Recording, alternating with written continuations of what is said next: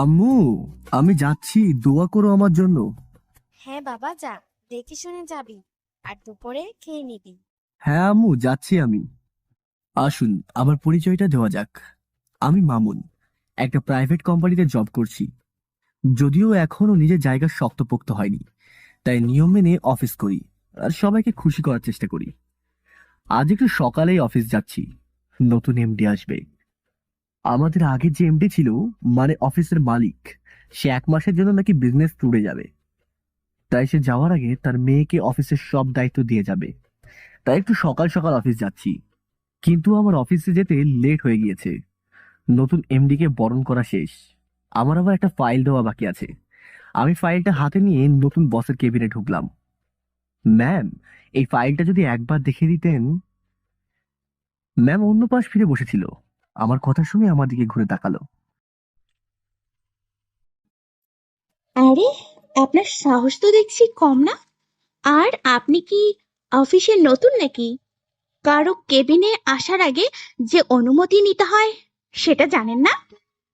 কিন্তু ma'am, sir তো বলেছিল যে কোনো প্রয়োজনে যে কোনো সময় তার কেবিনে আসতে পারি। কোনো পারমিশন নিতে হবে না। এখন আপনার স্যার এখানে নাকি আমি? কেন ম্যাম, আপনিই তো।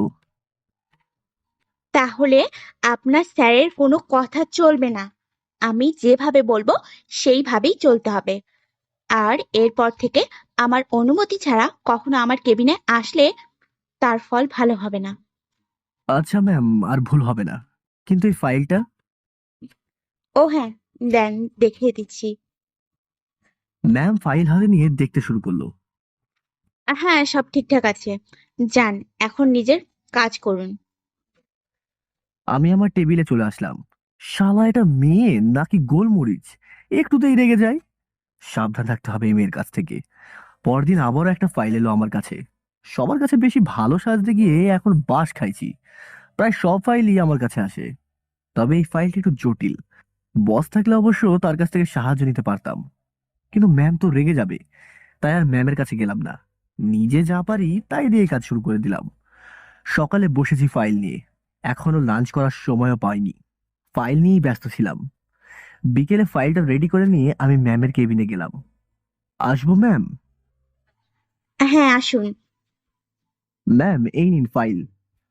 আচ্ছা, আপনি রেখে যান, আমি দেখে নিচ্ছি। আমি ম্যামের টেবিলের ওপর ফাইল রেখে চলে আসলাম। এখন যেহেতু হাতে কোনো কাজ নেই আর লাঞ্চটাও করা হয়নি, তাই খেতে চলে গেলাম।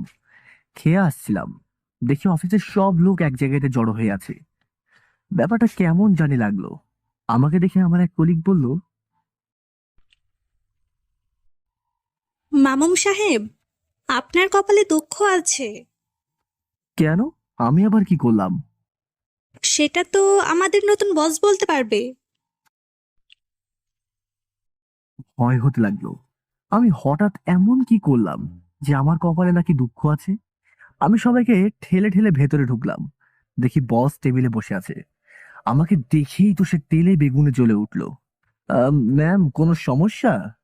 আরে না, কোনো সমস্যা নয়। ম্যাম, আসলে আমি বুঝতে পারছিলাম না কিভাবে কি করতে হবে। যেটা বুঝতে পারেন নাই সেটা হাত না দিলেও তো পারতেন। তারপর ম্যাম আমার আম্মুকে নিয়ে যা তা বলতে শুরু করলো। নিজের রাগ কন্ট্রোল করেছিলাম, কিন্তু কতক্ষণ আর আম্মুর অপমান সহ্য করা যায়? আর ম্যাম এমন একটা কথা বললো যেটা শুনে আমি আর নিজেকে কন্ট্রোল করতে পারলাম না। সবার সামনে ঠাস ঠুস করে 2টা চড় বসিয়ে দিলাম। তারপর আমি বললাম, দেখুন ম্যাম, এখানে আমি কাজ করতে এসেছি। আর ভুলটাও আমি করেছি। এখানে আমার আব্বু আম্মু আসেনি। তাই দয়া করে আমার আব্বু আম্মুকে এর মধ্যে টানবেন না। এই বলে ম্যাম আমার দিকে হাত বাড়াচ্ছিল। আমি ম্যামের হাত ধরে ফেলি। আমার হাত ছেড়ে দে বলছি। তোর সাহস হয় কি করে আমার হাত ধরার? যেভাবে আপনার সাহস হয়েছিল আমার আব্বু আম্মুকে নিয়ে বাজে কথা বলার, ঠিক সেইভাবেই। অফিসের সবাই আমার আর ম্যামের দিকে হাঁ করে তাকিয়ে আছে। দেখ, ভালোভাবে বলছি, ছেড়ে দে, সবাই দেখছে। তখন আমি হাত ছেড়ে দিলাম। ম্যাম খুব রেগে আছে। তাতে আমার কি? আমার আব্বু আম্মুকে নিয়ে যা না তাই বলবে, আর আমি চুপ করে শুনবো? সেটা কখনো হয়? ম্যাম রাগে গজগজ করতে করতে সেখান থেকে চলে গেল। আমার কলিগরা বলল, স্যার, আপনি যেটা করেছেন একদম ঠিক করেছেন। ঠিকই তো, আপনার আব্বু আম্মু তো এখন কাজ করতে আসেনি, তাদের কেন টানতে হবে? আমিও আমার অফিস টাইম শেষ করে বাসায় চলে আসলাম। বাসায় এসে আব্বু আম্মুকে সব বললাম, আর এটাও বললাম আমি ওই অফিসে আর কাজ করব না। আব্বু আম্মু আমার সিদ্ধান্ত নিয়ে কিছু বললো না। 2 দিন হলো অফিস যাই না। আমি এটা খুব ভালো করেই জানতাম অফিসে গেলে আমাকে অপমান করে বের করে দেওয়া হবে। তাই অপমানিত হওয়া থেকে বাঁচতেই আমি অফিস যাওয়া ছেড়ে দিয়েছি। কিন্তু আজ যেটা হলো না সেটা আমি আশা করিনি। বস মানে আমাদের অফিসের যে মালিক, সে আমাকে ফোন দিয়েছে।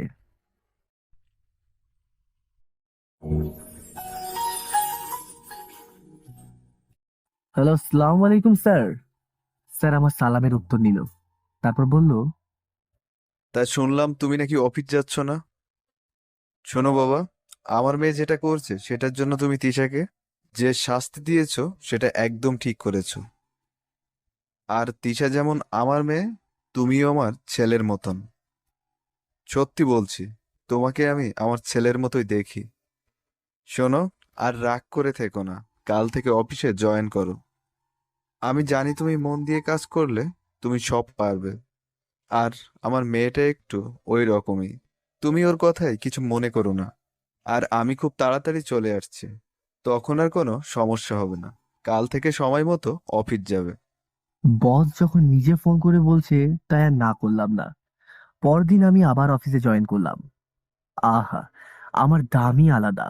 বস নিজে আমাকে ফোন করে অফিস জয়েন করতে বললো। আমার টেবিলটা খালি পড়ে আছে, আমার জন্য মনে হয় অপেক্ষা করছিল। আমি আমার টেবিলে বসে কাজ করতে লাগলাম। কিছুক্ষণ পর দেখি ম্যাম আসছে। ম্যামকে দেখে তো আমার গলা শুকিয়ে যাচ্ছে। যদিও ম্যামের আব্বু আমার পাশে আছে, তবুও সবার সামনে অপমানিত হওয়ার একটা ভয় তো আছেই। আমি ম্যামের দিকে না তাকিয়ে কাজ করতে লাগলাম। ম্যাম আমার কাছে এসে বলল, মামুন সাহেব, অফিসে জয়েন করার জন্য আপনাকে ধন্যবাদ। আর সেদিনের ব্যবহারের জন্য আমি দুঃখিত। আপনি একটু আমার কেবিনে আসুন, আপনার সাথে আমার কিছু কথা আছে। আচ্ছা ম্যাম, আপনি যান, আমি আসছি। কিছুক্ষণ পর আমি ম্যামের কেবিনে গিয়ে বললাম, ম্যাম আসবো? হ্যাঁ, আসুন আসুন। আমি ম্যামের কেবিনে প্রবেশ করলাম। হ্যাঁ ম্যাম বলুন, আমাকে কি জন্য ডাকলেন? সেটা পরে বলছি, আপনি দাঁড়িয়ে আছেন কেন? নিজে বসা থেকে উঠে দাঁড়ালো, তারপর আমার চেয়ারের কাছে আসলো।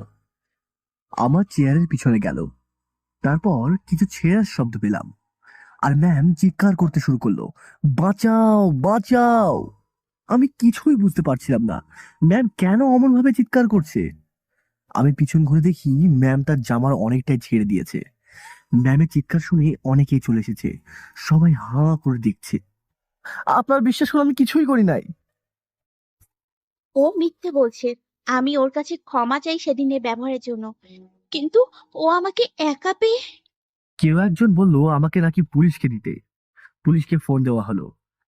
আমাকে সেক্সুয়াল হ্যারাসমেন্টের কেসে গ্রেপ্তার করা হলো, তাও কোনো প্রমাণ ছাড়া, শুধু মুখের কথার ভিত্তিতে। আব্বু আম্মু খবর পেয়েছে কিনা জানি না। খবর পেলে তো এতক্ষণে আমার সাথে দেখা করতে আসতো। বিকেলবেলা উকিল আসলো আর বলল আমার বেল হয়ে গেছে। কিন্তু কে করলো আমার বেল?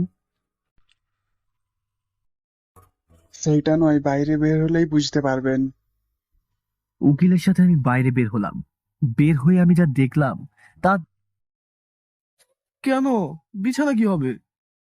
বিছানায় আমি থাকবো? তাহলে আমিও বিছানায় থাকবো। এমনিতেই অনেক রাগ উঠিয়ে ফেলেছিস, এর বেশি উঠলে কিন্তু একদম জানে মেরে ফেলবো, এই বলে দিলাম। তিশা যেই ধরনের মেয়ে আমাকে সত্যি সত্যি জানে মেরে ফেলতে পারে। এখন মরে গেলে আমি আব্বু হব কি করে? তাই একটা চাদর নিয়ে ফ্লোরে শুয়ে পড়লাম। কিন্তু শীতকাল, এমনিতেই ফ্লোর ঠান্ডা, তার উপর গায়ে দেওয়ার মতো কিছুই নেই। আবার আমার কোলবালিশটাও নেই। ভেবেছিলাম বিয়ের পর কোলবালিশটাকে তালাক দিয়ে দেবো, কিন্তু বালিশ নিজেই যখন অন্য কারো। তিশা আমার বালিশটা কি সুন্দর করে জড়িয়ে ধরে শুয়ে পড়েছে। অন্যদিকে মহারানী আরামে ঘুমাচ্ছে, আমি নিজে শুতে পারবো না। তাই উঠে গিয়ে তিশার কাছ থেকে কোল বালিশটা নিয়ে নিলাম। তারপর কম্বলটা গায়ে দিয়ে শুয়ে পড়লাম অন্য পাশ ঘুরে। কোল বালিশটাকে বুকে নিয়ে ঘুমিয়ে গেলাম। কিন্তু ঘুমের ঘোরে আমার এমন মনে হচ্ছে কেউ আমাকে চেপে ধরে আছে। আমি জেগে দেখি তিশা আমাকে জড়িয়ে ধরে আছে। আরে মাইয়া, আমি তোর কোল বালিশ না! আমাকে কোল বালিশ মনে করে আমাকে জড়িয়ে ধরে গায়ের উপর পা দিয়ে ঘুমিয়ে আছে। না পারছি কিছু বলতে, না পারছি ওর কাছ থেকে নিজেকে ছাড়াতে। কতক্ষণ জেগেছিলাম, কিন্তু মাই আমাকে ছাড়লো না। আবার ঘুমিয়ে গেলাম। আব্বু, ও আব্বু, বাসার ছাদ ফুটো হয়ে গেছে। বাইরের বৃষ্টি সব আমার গায়ে পড়ছে। আরে কি ব্যাপার, অমন ষাঁড়ের মতো চিল্লাচ্ছিস কেন? আমি জেগে দেখি তিশা হাতে বালতি নিয়ে দাঁড়িয়ে আছে। তার মানে তিশাই আমার গায়ে পানি ঢেলে দিয়েছে। এই, তুমি আমার গায়ে পানি ঢেলে দিলে কেন? তুই কোন সাহসে আমার বিছানায় শুয়েছিলি? খুব শীত করছিল, তাই তো। তাই তো কি? না হয় একটু শুয়েছি, তাই বলে গায়ে পানি ঢেলে দিতে হবে? বেশ করেছি। কি বলবো, নতুন বউ, তাই কিছু বলতেও পারছি না।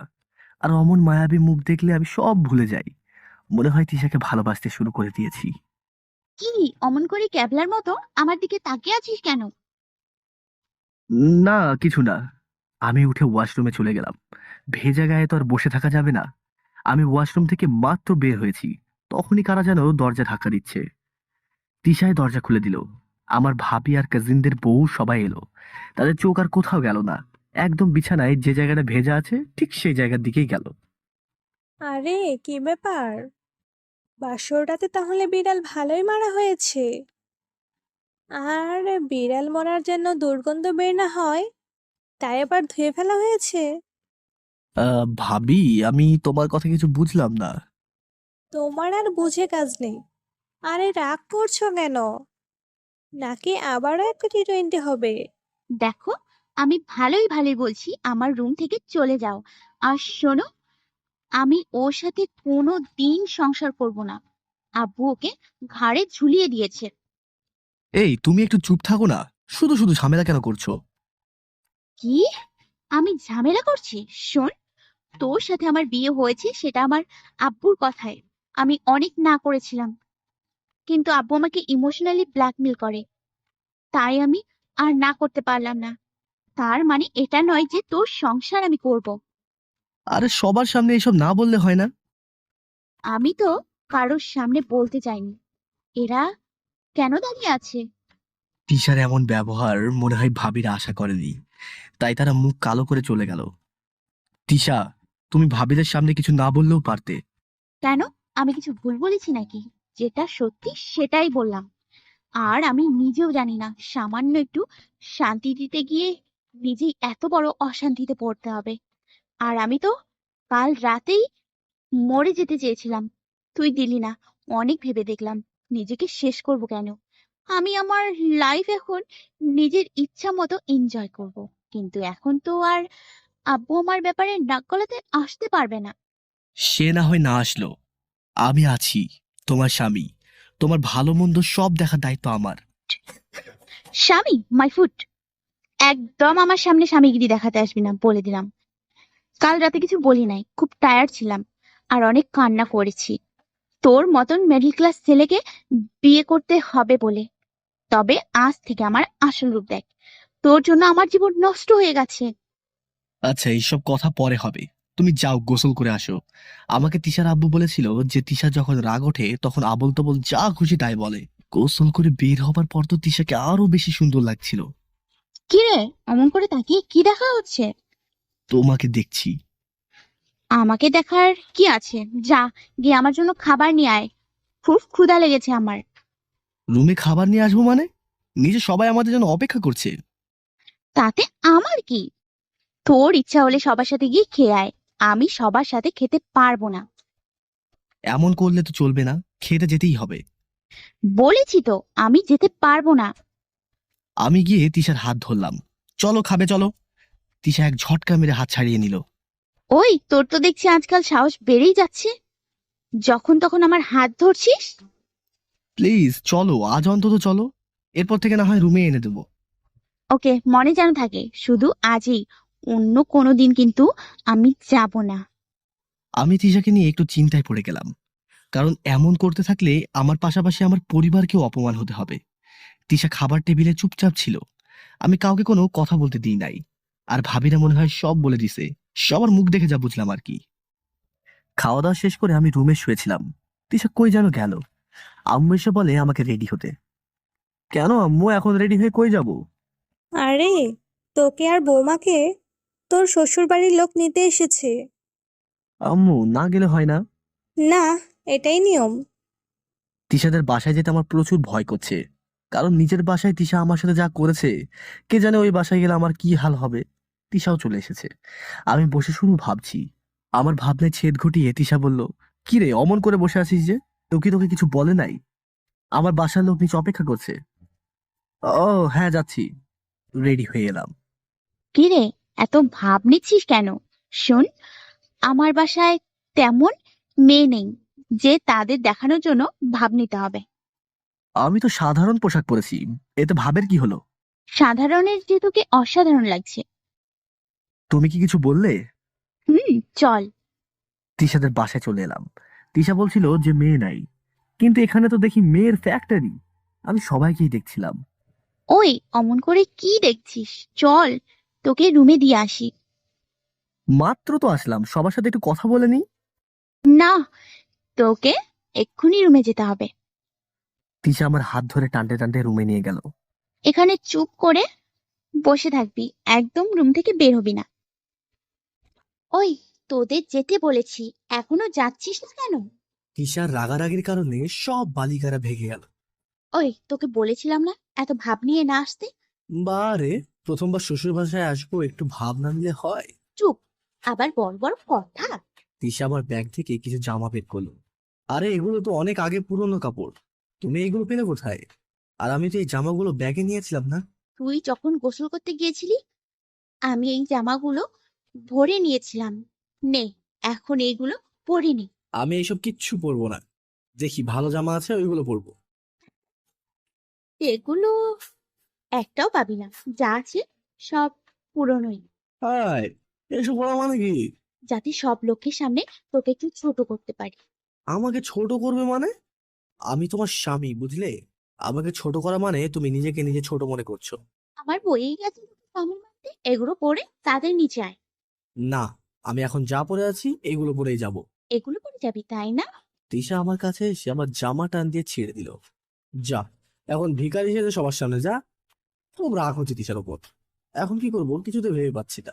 সারা ব্যাগ অনেক ভালো করে খুঁজলাম, কিন্তু কোনো ভালো জামাই ছিল না। কি করব?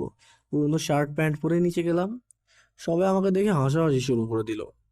বাসায় অনেক মেহমান এসেছে, শ্বশুরের অনেক কলিগ এসেছে। কেউ একজন বলল, আরে এই ভিখারি এলো কোথা থেকে? আরো একজন বলল, এমন লোক এলাও হলো কি করে? শ্বশুর তখন লজ্জিত কণ্ঠে বলল, এটাই আমার মেয়ের জামাই। তখন আরো একজন বলল, মেয়ের কোনো দোষ আছে নাকি, এমন ছেলের সাথে বিয়ে দিয়েছেন? সেদিন তিশার জন্য আমাকে আর শ্বশুরমশাইকে অনেক কথা শুনতে হয়েছিল। আচ্ছা মামুন, তোমার কি কোনো কাণ্ডজ্ঞান নেই? পার্টিতে কেউ কি এমন জামা পরে আসে? আরে আব্বু, তুমি বোঝো না তোমাকে কিভাবে ছোট করা যায়? ও সেই প্ল্যান করেছে। জানো, ও আমাকে বলেছিল আমাদের একটা ফ্ল্যাট বাসা কিনে দিতে। আমি না করায় ও সেটার জন্য প্রতিশোধ নিল। ছি মামুন, ছি। আমি ভাবতেও পারছি না যে তুমি এমন কিছু করবে। আঙ্কেল, বিশ্বাস করুন আমি সব ভালো জামা আনছিলাম, কিন্তু তিশা সেইগুলো রেখে দিয়ে সব পুরাতন জামা ঢুকিয়ে দিয়েছে। আব্বু, তুমি একদম ওর কথা বিশ্বাস করবে না। ও ইচ্ছে করেই এটা করেছে। আঙ্কেল, বিশ্বাস না হলে চলুন, আমার সাথে চলুন, আমি দেখাচ্ছি। শ্বশুরকে নিয়ে আমি রুমে গেলাম। গিয়ে ব্যাগ থেকে মাত্র একটা জামা বের করছি, অবাক হয়ে গেছি। আরে এইগুলো তো সব নতুন, কিন্তু তিশানা বললো সব রেখে এসেছে। থাক বাবা, আমাকে আর কিছু বোঝাতে হবে না, আমি সব বুঝে গেছি। তুমি তোমার ফ্ল্যাট খুব তাড়াতাড়ি পেয়ে যাবে। তিশা, আমাকে এমন ভাবে সবার সামনে ছোট না করলেও পারতে। আঙ্কেল চলে যাওয়ার পর কথাটা বললাম। কিরে, কেমন দিলাম? তোর জন্য আমার লাইফ নষ্ট হয়েছে, সমাজের সবার চোখে আমি খারাপ হয়েছি। তুই এটা কি করে ভাবলি শুধু একটা বিয়ের মাধ্যমে সমাধান হবে? আচ্ছা, আমি বুঝতে পারছি না তুমি আমাকে বারবার দোষারোপ কেন করছো বলো তো? আমি তো আর তোমাকে বলি নাই আমার সাথে ওই মিথ্যা নাটক করতে। তোর জন্যই সব হয়েছে। সেদিন তুই সবার সামনে আমাকে অপমান করেছিলি না? ধুর, থাকবোই না আর এই বাসায়। এখন চলে গেলে সবাই কি ভাববে জানিস? সবাই ভাববে তোর আসল রূপ সবার সামনে ফুটে উঠেছে, তাই তুই পালিয়ে যাচ্ছিস। সবাই কি ভাবলো না ভাবলো তাতে আমার কিচ্ছু আসে যায় না। আমি এখানে থেকে অপমানিত হতে পারবো না। আমি সেদিন চলে আসলাম, কেউ আমাকে থাকতেও বলেনি, বললেও আমি থাকতাম না। তিশার ওপর আমার যতটা না রাগ হচ্ছে, তার থেকে বেশি রাগ হচ্ছে আব্বুর ওপর বাসায় আসার পর। কি ব্যাপার, এত তাড়াতাড়ি চলে এলি? তোমার শ্বশুর তো বলছিল তোকে ফ্ল্যাট দিবে। আরে আব্বু, তুমিও? হ্যাঁ, আমিও। আর আমি এটাও খুব ভালো করে জানি তুই বৌমার নামে মিথ্যে বলা শুরু করবি। আব্বু, তুমি বিশ্বাস করো, আমার কোনো দোষ নেই। আর তিশা আমাকে কেন বিয়ে করেছে জানো? ওই যে ওকে সবার সামনে অপমান করেছিলাম না, তার জন্য। ঠাস ঠাস করে আব্বু আমাকে চড় বসিয়ে দিল। আমার যতদূর মনে পড়ে, ছোটবেলায় পরীক্ষায় ফেল করার কারণে আব্বু আমাকে মেরেছিল, যার জন্য আমার 14 দিন জ্বর ছিল। তারপর আব্বু আর আমাকে মারেনি, যতই অন্যায় করেছি। অনেক বকা দিয়েছে, কিন্তু কখনো গায়ে হাত তোলেনি। আব্বু, তুমি আমাকে মারতে পারলে? হ্যাঁ, মারলাম। তোর লজ্জা করে না মিথ্যে বলতে? শোন, আলাদা হতে চাস সেটা বলে দিলেই তো পারতি, তাই বলে অপমান করতে হবে? আব্বু, আমি কিছুই করি নাই। থাক, আর কিছু বলতে হবে না, তুই যা এখান থেকে। রুমে মাত্র ঢুকেছি, আমার ফোন প্যাঁ পু করে বেজে উঠলো। স্ক্রিনে দেখি তিশার নাম্বার। কিরে, কেমন লাগলো? বিচার তো তোর কোথাও শান্তি নেই। মন চাচ্ছিল ফোনকে ধরে আছাড় মারি, কিন্তু না, সেটা আর করলাম না। শীত, কিন্তু শরীরে এত রাগ যে এত রাতেই গোসল করে নিলাম। তারপর দিলাম এক ঘুম। 2 দিন পর তিশা বাসায় আসলো। এসে এমন ভাব ধরছে যেন ও কিছুই করে নাই, আর আমি ওকে ছেড়ে এসেছিলাম বলে অনেক কষ্ট পেয়েছে। কি গো তুমি? আব্বু তো বলেছিল তোমার আর আমার জন্য ফ্ল্যাট কিনে দেবে। তারপরেও তুমি এত রাগ না করলেও পারতে। ফ্ল্যাট তো আর রেডি করেনি, একটু খুঁজতে হবে। আমি কোনো উত্তর না দিয়ে বাসা থেকে বের হয়ে গেলাম। রাতে বাসায় ফিরলাম, রাতে না খেয়ে শুয়ে পড়লাম। তবে ফ্লোরে আমার জন্য বিছানা করাই ছিল। পরদিন সকালে বাসায় নিচে আব্বু আম্মুর সাথে খুব রাগারাগি করছে, সেটা বুঝতে পারলাম। তাই আর শুয়ে না থেকে আমি নিচে গেলাম। তা বাবা, এইসব ছাসপাস কবে থেকে গেলা হয়? আব্বু, তুমি কিসের কথা বলছো? আরে বাহ, এমন ভাবে নিচ্ছে মনে হয় কিছুই জানে না। একদম মিথ্যে বলবি না, আমি তো ভাবতেই পারছি না তুই ড্রিঙ্ক করিস। কি আব্বু, আমি আর ড্রিঙ্ক? আব্বু, তোমাকে কে বলেছে এসব কথা? কে আবার বলবে? তিশা বলেছে। এগুলো তোর রুম থেকে পেয়েছে? আমার খুব রাগ উঠে গেল। মেয়েটা এত মিথ্যা বলতে পারে ভাবাই যায় না। নিজেকে আর কন্ট্রোল করতেই পারলাম না। তিশার কাছে গিয়ে ঠাস ঠাস করে একটা চড় বসিয়ে দিলাম। বাহ মামুন বাহ, বৌমা সত্যি কথা বলে দিয়েছে বলে ওকে মারলি? আব্বু দেখো, এইরকম মেয়ের কথা বিশ্বাস করে আমাকে ভুল বুঝো না। আব্বু মনে হয় আমার কথায় রেগে গেল, আমাকে মারার জন্য আমার দিকে এগিয়ে আসলো, কিন্তু তিশা বাধা দিল। আব্বু, ওকে মারবেন না। দেখ, ওকে দেখে একটু শেখ। আর শোন, তোর এই বাসায় কোনো জায়গা নেই। আচ্ছা আব্বু, আমি ওকে নিয়ে আজই চলে যাব। আপনারা ওকে ছেড়ে দিতে পারেন। কিন্তু আমি তো ছাড়তে পারবো না। সেদিন আমাকে আমার নিজের বাসা ছাড়তে হয়েছিল। কেউ আমার একটাও কথা বিশ্বাস করেনি। আর তিশাও এমন ভাব করেছিল যেন ও আলাদা এসে আমার সাথে সংসার করবে। তিশার আব্বু ইতিমধ্যে ফ্ল্যাটের ব্যবস্থা করে ফেলেছিল। ফ্ল্যাটে আসার পর জানিস, তোকে দেখে খুব করুণা হচ্ছে। বেচারা আব্বু আম্মুকে ছেড়ে এখন এখানে থাকতে হবে। এটা কিন্তু ঠিক করলে না। ভুল কি করলাম? যেটা করেছি একদম ঠিক করেছি। আচ্ছা, ঠিক করেছো। আমার রুম কোনটা? 3টা রুম আছে। বড়টা আমার, আর বাকি 2টার যে কোনো একটাই থাকতে পারিস। আমি আমার রুমে চলে গেলাম। রুমটা ছোট, তবে আমার জন্য একদম ঠিক আছে। খুব ক্ষুধা লেগেছে। এই বাসায় আমি আর তিশা ছাড়া কোনো মানুষ নেই। আমি রান্না পারি না। তিশার রুমে চলে গেলাম। এই, আমার খুব ক্ষুধা লেগেছে। হ্যাঁ, আমারও খুব ক্ষুধা লেগেছে।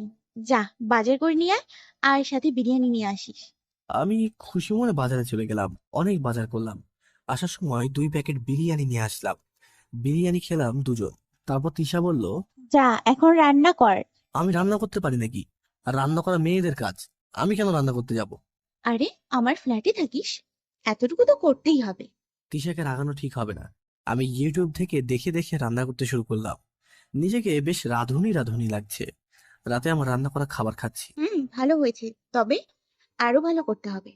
আমি তো ভেবেছিলাম তিশা খাবারগুলো না খেয়ে ছুঁড়ে ফেলবে, কিন্তু সেটা যে করে নাই, তাই আল্লাহর কাছে হাজার হাজার শুকরিয়া।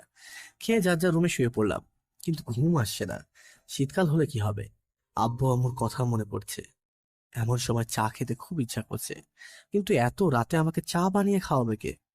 আমি নিজেই করে খেতে পারবো। রুম থেকে বের হলাম। তিশা রুমের পাশ দিয়ে যাচ্ছিলাম। তিশার রুম থেকে ফিস ফিস শব্দ আসছে। কার সাথে যেন কথা বলছিল। আমি কান পেতে শোনার চেষ্টা করলাম।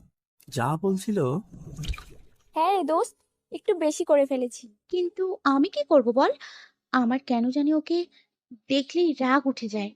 তাই তো ওইসব আবোল তাবোল করে ফেলি।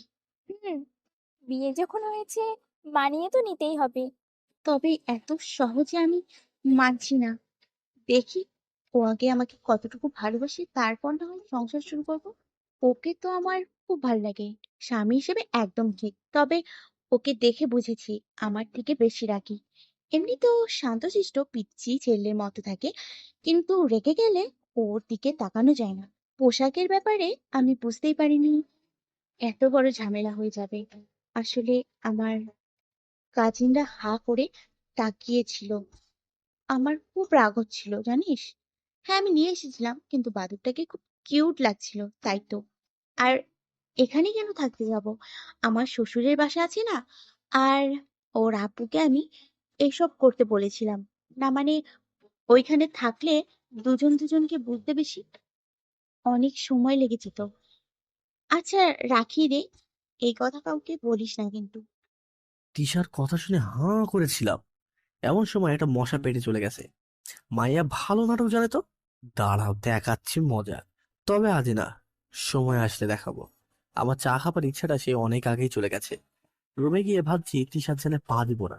আমি আমার মতো করেই চলতে শুরু করব। ঘুমিয়ে গেলাম। আর কত হবে? অফিস যেতে হবে না? রান্না করতে হবে না? এই সরো তো, ঘুমাতে দাও। তিশা আমাকে ধাক্কা মারতে লাগলো। আমার মাথায় দুষ্টুমি বুদ্ধি ভর করলো। তিশাকে কাছে এনে, আরে মিথিলা, জানো তুমি, আসো কাছে আসো। বুকে টেনে এনে তিশা মনে হয় অবাক হয়েছে। এই ওঠ ওঠ। ওই, মিথিলাকে সেটা তোমাকে বলতে যাবো কেন? দেখ, যা জিজ্ঞেস করছি তাড়াতাড়ি সেটার উত্তর দে বলছি। কি যেন জানতে চাচ্ছ তুমি? এই মিথিলাটা কে? আমার জানু, আমার প্রাণ, গার্লফ্রেন্ড। কি, তোর গার্লফ্রেন্ড আছে? আর সেটা তুই বউয়ের সামনে বলছিস? বউ? কিসের বউ? তুমি না বলেছিলে তুমি আমাকে স্বামী হিসেবে মানো না? মিথিলাকে এই কথা বলার পর বলল, তুমি এখনো ওর সাথে রিলেশন কন্টিনিউ করতেছো? আর আমিও মিথিলাকে খুব ভালোবাসি। আমি নিচের দিকে তাকিয়ে কথাগুলো বলছিলাম। তিশার দিকে তাকাতে দেখি গাল দুটো লাল হয়ে আছে। আচ্ছা, এখানে কিছু কি পোড়ার গন্ধ পাচ্ছি? মনে হয় কিছু পুড়ছে। ওই দেখ, একদম বেশি কথা বলবি না। ওঠ আর যা রান্না কর। আমি কোনো রান্না করতে পারবো না, হ্যাঁ? তুমি যদি না পারো আমাকে বলো, আমি মিথিলাকে নিয়ে আসছি। ওই, একদম ওই মেয়ের নাম আমার সামনে বলবি না। যা, ফ্রেশ হতে যা। অফিস যাবি না? আচ্ছা, আমি ফ্রেশ হতে গেলাম। ওষুধ কাজে দিয়েছে। ভাগ্যিস কাল আমি সব শুনেছিলাম। তা না হলে তো আমাকে আরো অপমান সহ্য করতে হতো। ফ্রেশ হয়ে রেডি হলাম। কিচেনে দেখি তিশা রান্না করছে। মনে হয় সময় লাগবে। আমি যাচ্ছি, সাবধানে থেকো। আরে, না খেয়ে বের হবি নাকি? লেট হয়ে যাচ্ছে। আচ্ছা, একটু অপেক্ষা কর, আমি বিস্কিট নিয়ে আসছি। তিশা প্লেটে কতগুলো বিস্কিট নিয়ে আসলো।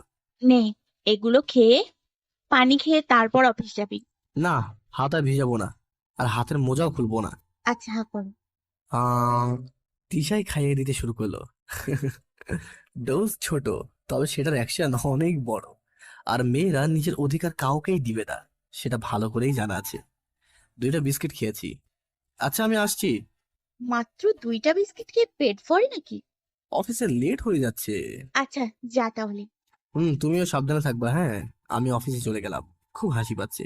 Lunch time. তৃষাকে ফোন দিলাম। হ্যালো, হুম। কি করো? লাঞ্চ করেছো? হুম, করছি। আচ্ছা, আমি রাখছি, হ্যাঁ? কেমন লাগে নিজে থেকে কিছু জিজ্ঞাসা করলো না? এটার জন্য কোনো ডোজ দিব? বিকেলবেলা কাজ প্রায় শেষ, তখন ডাক আসলো শ্বশুরের। হ্যাঁ আঙ্কেল, বলুন কি বলবেন। আরে, আগে আঙ্কেল বলা বাদ দিয়ে আব্বু বলো। হ্যাঁ, না, মানে, আরে, কি মানে মানে করছো? বাবা বলে ডাকবে। শোনো, যেটার জন্য ডাকলাম, আমি সব দায়িত্ব তোমাকে বুঝিয়ে দিতে চাই। আর বুড়ো হয়ে গেছি, আর আমার একমাত্র মেয়ের জামাই তুমি। না আঙ্কেল, আব্বু, যেহেতু তিশার সম্পত্তি তাই তিশাকেই দিয়ে দিন। এই ব্যাপার টিসাই আমাকে বলেছে। আমি ওকে বিয়ের আগেই সব দিতে চেয়েছিলাম, কিন্তু ও বলেছে ওর যে স্বামী হবে তাকে দিতে। তাও আব্বু, তিশার সাথে কথা বলুন। আরে, সেটা তো একটু আগেই হলো। ও নিজেই বলল তোমার সাথে কথা বলতে। আব্বু, আমি কিছু নিতে পারবো না। যতদিন আপনারা বেঁচে আছেন ততদিন সব আপনাদের। যদি আপনার নাতি নাতনি হয় তাদের দিয়েন, কিন্তু আমার কিছু লাগবে না। আচ্ছা, সেটা না হয় হলো, কিন্তু কাল থেকে তুমি আমার চেয়ারে বসবে। কেন? আমি আপনার চেয়ারে বসবো কেন? আর আপনি কোথায় বসবেন? আপাতত কিছুদিন তোমার পাশে একটা চেয়ারে বসবো, সব তোমাকে বুঝিয়ে দেওয়ার জন্য। তারপর যখন সব বুঝে যাবে, আমার ছুটি। কিন্তু আমি পারবো না এত বড় দায়িত্ব নিতে। আরে, আমি আছি তো। ওই, তোকে দেখে তো মনে হয় না তুই এত সৎ। কেন? আমি আবার কি করলাম? আরে, আব্বু তোকে সব দিতে চাইলো আর তুই নিলি না। পরের সম্পত্তি কেন নেব? আর আমি তো মিথিলার আব্বুর সম্পত্তিতে ভাগ বসাবো। আবার মিথিলা, ওকে কিন্তু একদম শেষ করে ফেলবো। কেন, আমি কি ভুল কিছু বলেছি নাকি? না, কিছু না, চল খেতে চল। চলো। আমার খুব ক্ষুধা লেগেছে। খাবার খেলাম। বেশ ভালো রান্না করতে পারে। আচ্ছা, আমি ঘুমোতে গেলাম।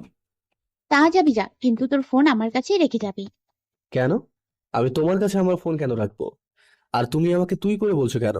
জানো মিথিলা কত ভালোবাসে আমায়? তুমি বলে ডাকে। আমি তোকে ভালোবাসি না, তাই ডাকি না। ফোন দে। আচ্ছা, সিম রেখে দিই। কিচ্ছু রাখা চলবে না, ফোন দে বলছি। আমি তিশাকে ফোন দিয়ে দিলাম। ফোন লক করা আছে, চাইলেই কিছু বের করতে পারবে না। আমি ঘুমিয়ে গেলাম। আজ দরজা আটকিয়ে ঘুমিয়েছিলাম। সকালে উঠে দেখি সুন্দর একটা ঘ্রাণ আসছে। মনে হয় মাংস রান্না হচ্ছে। আমি তাড়াতাড়ি ফ্রেশ হয়ে বের হলাম। দেখি রান্না প্রায় শেষ। আমি টেবিলে বসে গেছি। তিশা কিছুক্ষণ পর পর একটা করে আইটেম আনছে, সামনে রাখছে। আমি আর তিশা একসাথে বসে খাওয়া শুরু করছি। বাহ, তুমি তো দারুণ রান্না করতে পারো। এত কষ্ট করে রান্না করে খাওয়াই, তার জন্য আমার কিছু প্রাপ্য কিন্তু। আচ্ছা, কি চাই তোমার, বলো। আমি বলবো না, তোমাকে আনতে হবে। আচ্ছা, আসার সময় নিয়ে আসবো। অফিস শেষ। এখন আগে মার্কেটে যাব। কালো দেখে একটা শাড়ি কিনলাম। আর আসার সময় চকলেট। আমি জানি তিশার চকলেট একদমই পছন্দ না। ওর ডায়েরি চুরি করেছি। বাসা আসার পর, এই নাও তোমার গিফট। কি আছে এতে? খুলেই দেখো। তিশা হাসি মুখে খুললো, কিন্তু খোলার পর আমার দিকে রাগি মুটে চেয়ে আছে।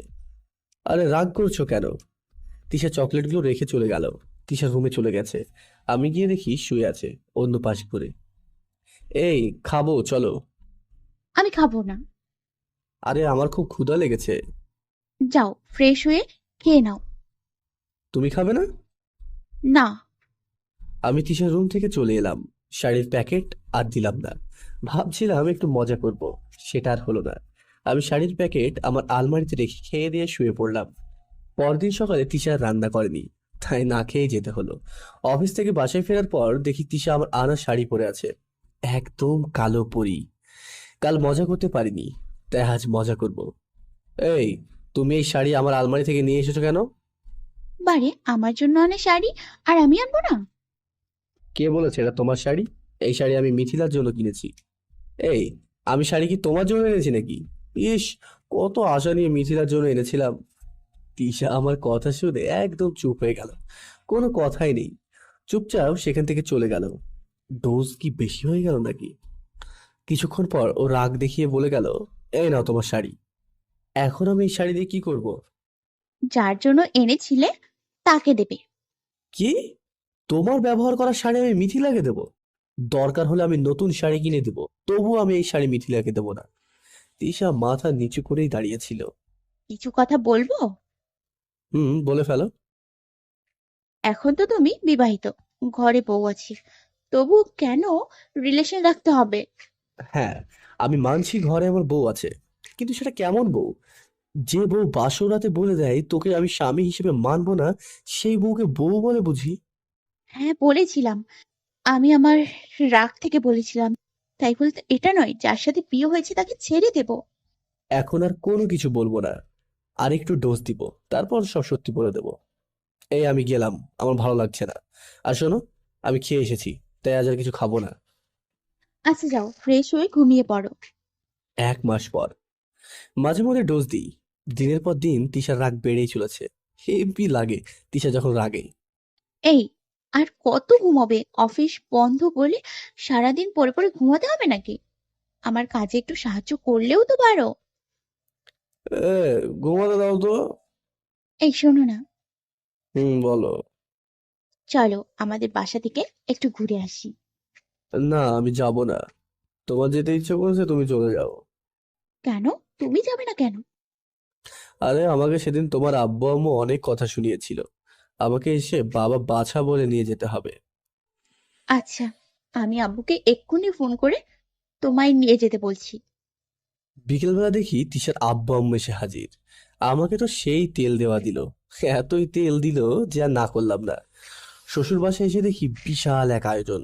এর আগে তো তেমন আদর করেনি, এইবার এত আয়োজন কেন? জামাই আদর বেশ ভালোই পেলাম, কিন্তু ঝামেলা সেটা হলো তিশার আমাকে এক রুমে থাকতে হবে। তিশা না করলো না। আমি তিশার রুমে গিয়ে সোফার উপর বসে আছি। কিছুক্ষণ পর তিশা আসলো। কি ব্যাপার? সোফায় অমন করে বসে আছো কেন? বিছানায় গিয়ে শুয়ে পড়ো। তুমি কোথায় শোবে? আমিও বিছানায় শুবো। আমার খুব ঘুম ঘুম পাচ্ছে, আর তিশা যেহেতু অনুমতি দিয়েই দিয়েছে, বিছানায় গিয়ে কম্বল গায়ে দিয়ে শুয়ে পড়লাম। শীতের দিন তো খুব তাড়াতাড়ি ঘুম চলে আসছে, কিন্তু মাথায় প্রচন্ড ব্যথা অনুভব করি। কে যেন মাথার চুল ধরে টানছে আর মাথা ঝাঁকাচ্ছে। ঘুম যখন পুরোপুরি কেটে গেল, আমি অনুভব করলাম কেউ আমার পায়ে সুড়সুড়ি দিচ্ছে। চোখ আলতো মেলে দেখি তিশা আমার দিকে তাকিয়ে আছে। এখন আমার মাথায় হাত বুলিয়েও দিচ্ছে আর পা দিয়ে সুড়সুড়ি দিচ্ছে। এখন কি করব সেটাই বুঝে উঠতে পারছি না। বউয়ের আদর খাবো নাকি উঠে যাব? আসলে আমার আবার সুড়সুড়ি একদমই সহ্য হয় না। আমি একটু নড়াচড়া দিলাম, তখন সব একদম চুপ। আবার কখন ঘুমিয়ে গেলাম নিজেও জানি না। পরের দিন শ্বশুর বাসা থেকেই অফিস গেলাম, তবে ভালো মতো জামাই আদর পেয়ে অফিস থেকে সোজা ফ্ল্যাটে চলে গেলাম। রাতে তিশা ফোন দিল। তো তুমি আমাকে নিয়ে যাবে না? আরে কতদিন পর গেছো, তাই আর বলি নাই। আচ্ছা, আমি আসছি। আরে এত রাতে তোমাকে আসতে হবে না। তিশা মনে হয় আমার কথা ভালো করে না শুনেই ফোন কেটে দিয়েছে। আমি বসে টিভি দেখছি, কারণ তিশা যেহেতু একবার বলেছে ও আসছে, সেহেতু ও ঠিকই আসবে। ঠিক তাই হলো। কলিং বেলের আওয়াজ। আমি গিয়ে দরজা খুলে দিলাম। আচ্ছা, রাতে কিছু খেয়েছো? টিভি দেখছিলাম। খেয়েছি তো, চানাচুর দিয়ে মুড়ি। যাও, টেবিলে গিয়ে বসো, আমি খাবার বেড়ে দিচ্ছি। তুমি খাবার পাবে কই? আমি সাথে করে খাবার নিয়ে আসছি। তাহলে জলদি দাও, আমার প্রচুর ক্ষুধা পেয়েছে। যদি আমি খাবার না আনতাম বা না আসতাম? তাহলে ক্ষুধা পেট নিয়ে ঘুমোতে হতো। আচ্ছা, যাও টেবিলে, আমি আসছি। তিশা রুমে চলে গেল। এত রাতে মনে হয় না ফ্রেশ হতে গেছে, মনে হয় অন্য কোনো কারণ থাকতে পারে। 7 মিনিট পর তিশা আসলো। টিফিন ক্যারিয়ার থেকে খাবার বেড়ে দিল। খেতে শুরু করলাম। তিশাও শুরু করেছে। তারপর যে যার রুমে চলে গেলাম। যেটা বলা হয়নি, আমি কিন্তু তিশাকে ভালোবাসি, মানে বাসতে শুরু করেছি। পরের দিন সকালে অফিসে যাওয়ার জন্য বের হচ্ছিলাম, তখনই এই শোনো, আজ না আমার একটা পার্টি আছে, আমি যাব। ফিরতে রাত হবে। কোনো পার্টিতে যাওয়া চলবে না, চুপ করে বাসায় বসে থাকবে। তিশা আমার কথা শুনে মনে হলো রেগে গেছে। আমি তো পার্টিতে যাবই, পারলে আটকে দেখো। আমি বলছি তো তুমি কোথাও যাবে না। আমি যেন বাসায় ফিরে তোমাকে বাসায়ই দেখতে পাই। এই বলে আমি বাসা থেকে বের হয়ে গেলাম। দুপুরে আর তিশাকে ফোন করা হয়নি, একটু রাগ ছিল আর কাজেও অনেক প্রেশার ছিল। সন্ধ্যায় বাসায় এসে দেখি বাইরে থেকে দরজা লক করা। তার মানে তিশা পার্টিতে গেছে। আমার কাছে যে চাবি ছিল সেটা দিয়ে দরজা খুলে ভেতরে প্রবেশ করলাম। আজ বাসায় আসুক, বোঝাবো মজা। আমি না করার পরেও এত সাহস পেল কি করে, হ্যাঁ? রাত 8টা বেজে গেছে, এখনো বাসায় ফেরার নাম নেই। সে মনে হয় ভুলে গেছে যে সে এখন কারো ঘরের বউ। রাত করে একা বাসার বাইরে থাকা তার জন্য নিশ্চয়ই অন্যায়। রাত 9টা বেজে গেছে, তবুও আসার কোনো নামই নেই। কোথায় পার্টি সেটাও জানি না। আমি তিশার রুমে গেলাম, দেখি একটা কার্ড। পার্টির কার্ডই ছিল। ঠিকানা পেয়ে গেলাম। বেশি দূরে না, গাড়ি নিয়ে গেলে 20 মিনিট লাগবে। গাড়ি নিয়ে বের হলাম। পার্টিতে মিউজিক বাজছে ঠিকই, কিন্তু কোথাও কোনো মানুষই দেখছি না। অন্ধকার চারিদিক। আমি এদিক ওদিক যাচ্ছি, কিন্তু কিছু নজরে আসছে না। হঠাৎ কারো কথা শুনতে পেলাম, তিশার গলার আওয়াজ। আমার সাথে এমন করছো কেন? প্লিজ রাফি, আমাকে ছেড়ে দাও। আমি সামনে এগোতে লাগলাম। কাছে গিয়ে ফোনের ফ্ল্যাশ লাইট জ্বালালাম। যেটা দেখলাম সেটা দেখে এত রাগ হলো যে ছেলেটার বুকে একটা লাথি দিলাম। তাতেই কাজ হয়ে গেল। ছি, তিশা ছি, তুমি এমনটা করবে সেটা আমি ভাবতেও পারিনি। এইসব করার জন্য আমি না করার সত্ত্বেও তুমি এখানে এসেছো। ছি। বিশ্বাস করো, আমি কিছু করিনি, ও আমাকে জোর করছিল। থাক, ধরা পড়ে আর মিথ্যা বলতে হবে না। আমার ভাবতেও ঘৃণা হচ্ছে এমন একটা নষ্টা মেয়েকে আমি বিয়ে করেছি, যে কিনা ঘরের স্বামী রেখে বাইরে আসে নষ্টামি করতে। মুখ সামলে কথা বলবে বলে দিলাম। না জেনে এত বাজে কথা বলতে তোমার মুখে আটকাচ্ছে না? আমার আর তোর মতো মেয়ের সাথে কথা নেই, চল বাসায় চল। মামুন তিশাকে নিয়ে বাসায় চলে এলো। বাসায় আসার পর তিশা কিছু বলতে চাইলেও মামুন না শুনে রুম থেকে চলে গেল।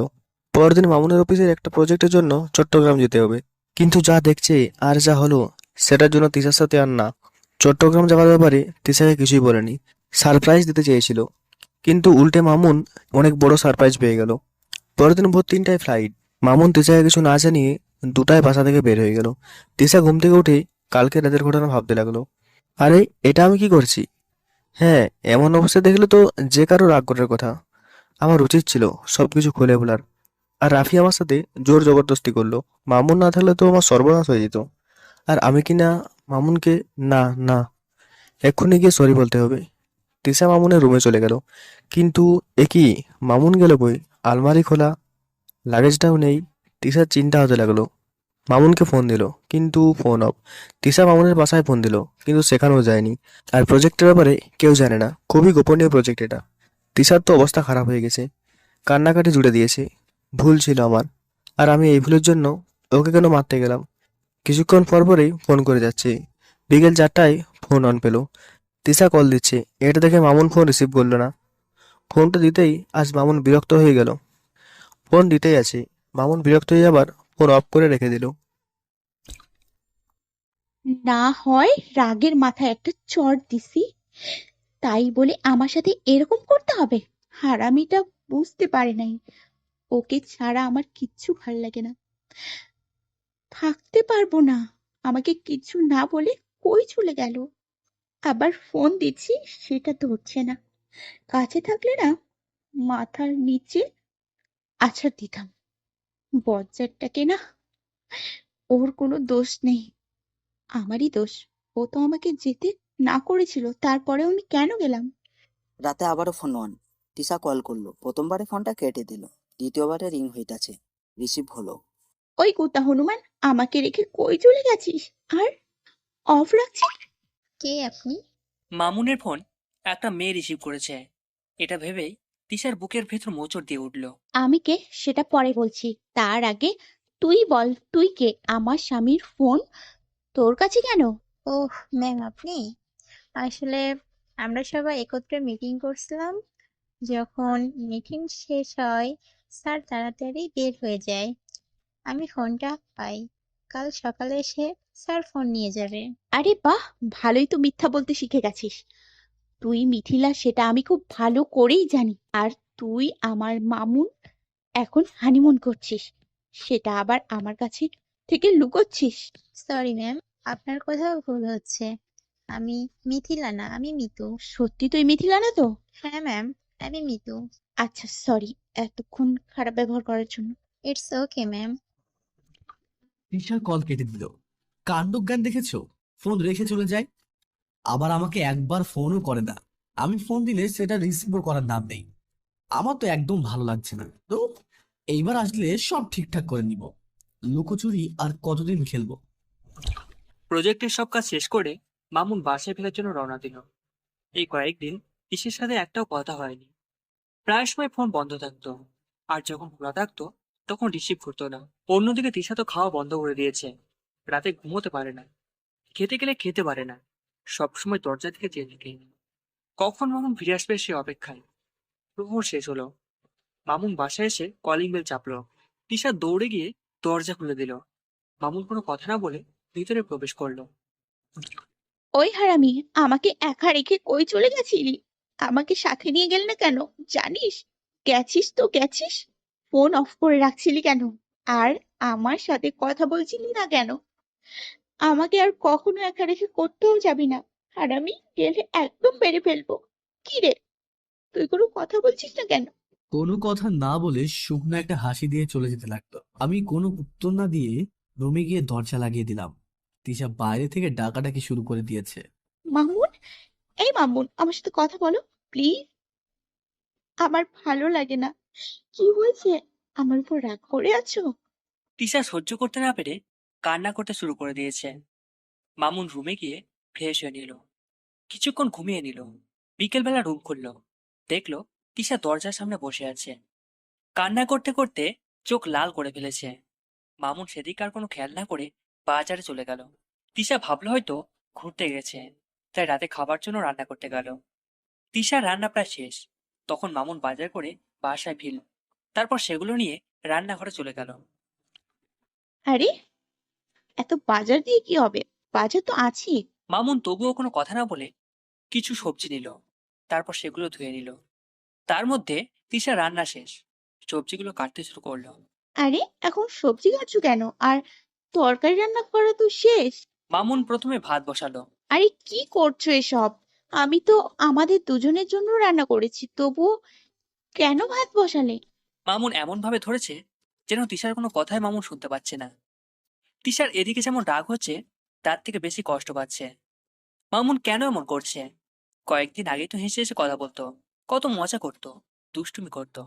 আর সেই মামুন কিনা এমন ভাবে ধরেছে যেন সেই বাসায় একাই আছে, তার সাথে আর কেউ।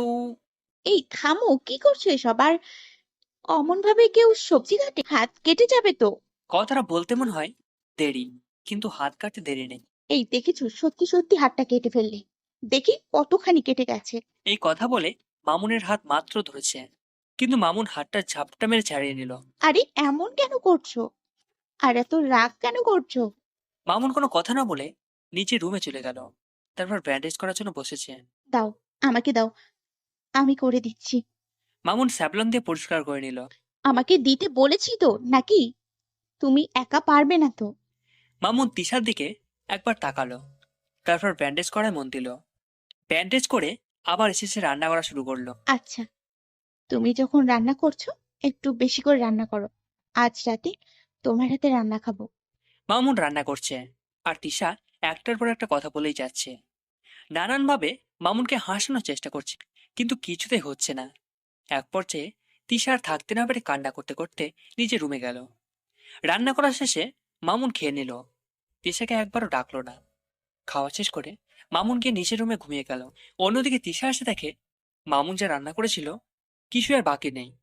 তিশার প্রচুর ক্ষুধা থাকা সত্ত্বেও না খেয়ে ঘুমিয়ে গেল। পরদিন সকালে উঠে দেখে মামুন আবারও যথারীতি রান্না করছে। আরে, তুমি এখন উঠলে আর রান্না করছো কেন? যাও, তুমি গিয়ে রেডি হয়ে নাও, আমি রান্না করে রাখছি। আজও মামুন তিশার সাথে কোনো কথা বলছে না। রান্না শেষে মামুন খেতে বসলো। এই, আমিও খাবো, দাও। মামুন তিশার দিকে খাবার বাটি বাড়িয়ে দিল। তিশা নিজের প্লেটে কিছু বেড়ে নিল। মামুন নিচের দিকে চেয়ে চেয়ে খাচ্ছে, অন্যদিকে তিশা মামুনের দিকে চেয়ে আছে। এই, তোমার না কাল হাত কেটেছিল, সেটার ব্যথা কমেছে? মামুন নিচের দিকে চেয়ে খাচ্ছে।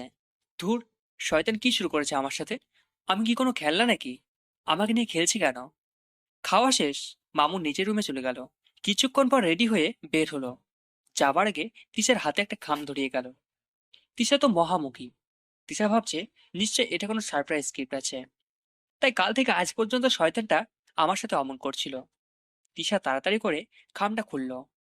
খামের মধ্যে ছিল 7,000 টাকা আর একটা চিঠি। তিশা চিঠিটা পড়তে শুরু করলো। এখানে 7,000 টাকা আছে, আমার রুম ভাড়া।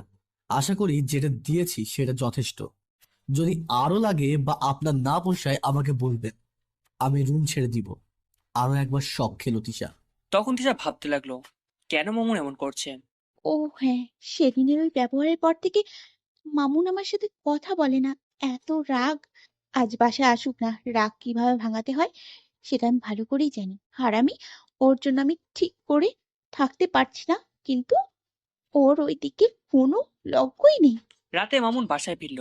ওই হারামি, দাঁড়া, তোর সাথে আমার কথা আছে। মামুন না দাঁড়িয়ে রুমের দিকে যাচ্ছিল। তিশা যখন মামুনের সামনে গিয়ে দাঁড়ালো। ওই, আমার দোষ কি আমার সাথে? আর কত এমন করবি? আচ্ছা, আমার বাসায় থাকতে তোর সমস্যা, তাই তো? চল, আজকেই তোর বাসায় চলে যাব। যেখানে সেখানে তো আর আমাকে ভাড়া দিতে পারবি না। তোর আব্বুও বলেছে ওই বাসায় চলে যেতে, সবাই একসাথে থাকবে। মামুন তো সব আগে থেকে জানে, তাই আর কিছু বলল না। কারণ এই বাসায় থাকতে মামুনের আর ভালো লাগছিল না। মামুন মাথা নাড়িয়ে চলে যাচ্ছিল। ওই দাঁড়া, আমার কথা শেষ হয়েছে নাকি? আমার উপর কেন এত রাগ করে আছিস?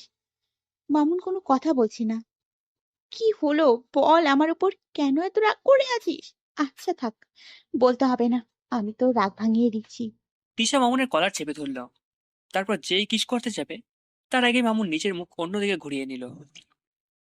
আরে আরে, কি করতে যাচ্ছেন এসব? কি করতে যাচ্ছি সেটা বুঝতে পারছি না। দেখুন, এইসবে কোনো মানে হয় না। আমি তোর স্ত্রী, তোকে আমি কিস করতেই পারি। সেটা আর কিছুদিন, তারপর আমি একদিকে আর আপনি অন্যদিকে। কি বলতে যাচ্ছিস তুই? মানটা খুব সোজা, আমি আপনার সাথে আর থাকবো না, যেখানে কিনা ছি, বলতেও লজ্জা লাগে। এই মামুন, প্লিজ আমার সাথে এমন করিস না। আমি মরে যাব, তোকে ছাড়া থাকতে পারবো না, তোকে ছাড়া। দেখুন, ভালো আমিও বেসেছিলাম, কিন্তু আপনি তার কি প্রতিদান দিলেন? আমি না করার পরেও পার্টিতে গেলেন, আর সেখানে গিয়ে কি করলেন? যাই হোক, আমার আম্মুর সাথে কথা হয়েছে, আমি বলে দিয়েছি আপনার সাথে আমি আর থাকবো না। আমার জন্য যেন মেয়ে দেখা শুরু করে দিতে, কারণ আমার এখন একটা সংসার দরকার। সংসার করলে তুই আমার সাথেই করবি। করতে চেয়েছিলাম, কিন্তু আর না। আপনার সাথে আর যাই হোক, সংসার করা যায় না। এই কথা শুনে তিশা কয়েক পা পেছনে চলে গেল। এতক্ষণ কান্না করছিল, এখন তার থেকেও বেশি কান্না করছে। এই, আপনি আপনার এই ন্যাকা কান্নাগুলো না অন্য কোথাও গিয়ে কাঁদবেন, কেমন? আমার আবার ন্যাকামি একদম ভালো লাগে না। আমি কি এমন করেছি যার জন্য আমাকে এত বড় শাস্তি পেতে হবে? না, আপনি কিছু করেন নাই, তবে আমি তো আগেই বলেছি কি চাই। এই কথা বলে মামুন ও রুমে চলে গেল। তিশা সেখানে বসে কান্না করছিল। পরদিন সকালে মামুনের আব্বু আব্বু চলে এসেছে ওদের নেবার জন্য। মামুন আর তিশা মামুনদের বাসায় চলে গেল। রাতে তিশার মামুন একই রুমে আছে, তবে তিশা ফ্লোরে আর মামুন খাটে শুয়ে আছে। তিশার ঘুম আসছে না। তিশার ইচ্ছা করছে মামুনকে গিয়ে জড়িয়ে ধরে বলি ভালোবাসি কথাটা বলতে, আর নিজেদের মধ্যে সবকিছু ঠিক করে নিতে। কিন্তু তিশার খুব ভয় করছে, কারণ মামুন এখন তার উপরে অনেক রাগ করে আছে। রাত আনুমানিক 12টা বাজবে, তখন মামুনের ফোন বেজে উঠল। তিশা তখন জেগেছিল, কিন্তু সেটা বুঝতে দিল না। হ্যাঁ মিতু, বলুন। আপনার কাজ কত দূর? ওপাশ থেকে কি বলছে সেটা তো তিশা শুনতে পাচ্ছে না, তবে এত রাতে একটা মেয়ে মামুনকে কল করেছে, সেটা ভাবতে তিশার গা একদম জ্বলে যাচ্ছে। আরে না, কে কি ভাববে? আর আমার ওয়াইফ? না, কেন হাসলাম সেটা আপনি বুঝবেন না। কিছুদিন পর তো আমি আবার ব্যাচেলার হয়ে যাব। সেই রকমই কিছু। মামুন এক নাগাড়ে কথা বলে যাচ্ছে। তিশা শুনছে আর কান্না করছে। ভুল বুঝে এভাবে সব শেষ করে দেব? ও হয়তো থাকতে পারবে, কিন্তু আমি থাকবো কিভাবে? হারামিটাকে তো অনেক বেশি ভালোবেসে ফেলেছি। সব নষ্টের মূল ওই রাফি। আমাকে মিথ্যা কথা বলে ডেকে নিয়ে গেল, আর কিন্তু ও তো আমাকে কিছু করতে পারে নাই। তবে মামুন কেন আমাকে ভুল বুঝছে? হ্যাঁ, ও আমাকে না করেছিল আর আমি ওর কথা অমান্য করে গেছি, তার জন্য এমন করছে। আর হয়তো ভেবে নিয়েছে আমি ইচ্ছা করে রাফির সাথে, কিন্তু এটা তো ভুল ভাবছে। আমি তো শুধু মামুনের, অন্য কারণ না, এটাও বোঝে না। হ্যালো বন্ধুরা, পরবর্তী পার্ট খুব তাড়াতাড়ি আসবে, তো সবাই অপেক্ষায় থাকো। আর চ্যানেলটি যারা এখনো সাবস্ক্রাইব করোনি তারা পরবর্তী পার্ট দেখার জন্য চ্যানেলটি সাবস্ক্রাইব করে রেখো। ধন্যবাদ সবাইকে, আমাদের সাথেই থেকো। তিশা কান্না করতে করতে ঘুমিয়ে গেছে। পরদিন সকালবেলা সবাই একসাথে খেতে বসেছে। তিশা খাবার বেড়ে দিচ্ছিল, তখন মামুনের আম্মু বলল মামুনের পাশে গিয়ে বসতে। যেই তিশা মামুনের পাশের চেয়ারে বসছে, অমনি মামুন বলে উঠল, আমার অফিসে লেট হয়ে যাচ্ছে, আমি অফিসে চললাম। মামুন রাগ করে না খেয়েই অফিসে চলে গেল। আমিও খাবো না। কেন রে মা, তোর আবার কি হলো? ও আমার জন্যই তো না খেয়ে চলে গেল, আমি খাবো কি করে? আরে, বউ তো দেখি স্বামী পাগল। হুম, কিন্তু তোমার বোকারাম ছেলে সেটা বোঝে না, সব সময় আমাকে কষ্ট দিতে থাকে। হ্যাঁ, আমিও সেটা লক্ষ্য করলাম। আচ্ছা, তোদের কি কোনো কারণে ঝগড়া হয়েছে? ঝগড়া না, তোমার ছেলে আমাকে অকারণে ভুল বোঝে। মানে, কেন? তিশা তখন সব বলল। আরে, আমার ছেলেটা একটু অমনি, আর তোরও কিন্তু দোষ আছে। ও না করার পরেও কেন তুই গেলি? আর মামুন যদি সময় মতো না যেত, তাহলে কি হতো? কি করবো আম্মু, তোমার ছেলে আমাকে নিয়ে একটু ঘুরতে বের হতো না? তাই ভাবলাম পার্টিতে যাই, কিন্তু কে জানে অমন ভাবে ফেসে যাব। যা হয়েছে সেটা ভুলে যা, আর অপেক্ষা কর যেন সব তাড়াতাড়ি ঠিক হয়ে যায়। আমি আর নিতে পারছি না আম্মু, আমি পাগল হয়ে যাচ্ছি। আজ হয় এসপার, নয় ওসপার। এই কথা বলেই তিশা চলে গেল। রাতে তিশা অপেক্ষা করছে মামুনের ফেরার অপেক্ষায়। মামুন বাসায় ফিরল। মামুন, তোমার সাথে আমার কথা আছে। হ্যাঁ বলুন, কি বলবেন? ওই হারামি, আমাকে একদম আপনি করে বলবি না। এটাই কি আপনার কথা? আচ্ছা বলছি। আচ্ছা মামুন, আমি কি তোমার কথা না শুনে খুব অন্যায় করে ফেলেছি? আচ্ছা মানলাম আমি অন্যায় করেছি, কিন্তু আমার কি মাফ নাই? আমি আর থাকতে পারছি না মামুন তোমাকে ছাড়া। আমার একটুও ভালো লাগে না। বলতে বলতে মামুনকে জড়িয়ে ধরল। আরে আরে, এমন ভাবে আমাকে জড়িয়ে ধরবেন না, সুরসুরি লাগে তো। আর কিছু কিছু অন্যায়ের মাফ হয় না। তার মানে আমাকে ক্ষমা করবে না? আমাকে আর আপন করে নেবে না? আর আমাকে তোমার বাচ্চার আম্মু বানাবে না? না, কোনোটাই করব না। যা বলেছো ভেবে বলছো? আমার অনেক আগেই ভাবা হয়ে গেছে। আচ্ছা, আর কোনোদিন তোমাকে বিরক্ত করব না। ভালো থেকো তুমি। তিশা রুম থেকে চলে গেল। মামুন ফ্রেশ হতে চলে গেল। তারপর খেয়ে দিয়ে ঘুমিয়ে গেল। পরদিন সকালে মামুন ঘুম থেকে উঠে দেখে তিশা এখনো ঘুমাচ্ছে। অন্যদিন তো এমন হয় না। কেমন ভাবে যেন মটকা মরে পড়ে আছে। মামুন তিশাকে ডাক দিল, কিন্তু কোনো সাড়া শব্দ নেই। মামুনের নজর গেল তিশার হাতের দিকে। হাতে একটা কিসের যেন বোতল, তার পাশেই একটা কাগজ। তিশার এমন অবস্থা দেখে মামুনের কাঁপাকাঁপি শুরু হয়ে গেছে। মামুন কাঁপা কাঁপা কণ্ঠে কাগজটা ধরল। একটা চিঠি। মামুন পড়তে শুরু করলো।